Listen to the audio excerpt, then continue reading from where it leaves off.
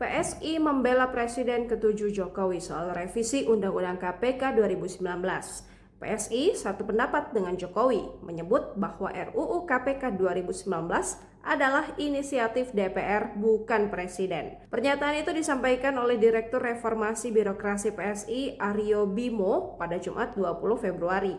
Aryo meminta agar RUU KPK tidak dibuat seolah-olah sepenuhnya kehendak pemerintah.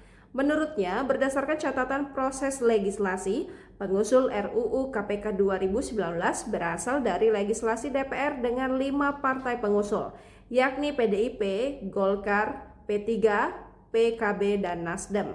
Ia kemudian menyindir partai-partai politik yang belakangan ini menyalahkan Jokowi soal RUU KPK 2019. Aryo menilai partai-partai politik tersebut ternyata tidak konsisten karena dulu mendukung RUU KPK, namun kini malah menyalahkan Jokowi. Menurutnya tidak proporsional jika Jokowi dikritik soal RUU KPK itu, sebab hal itu merupakan usulan partai politik.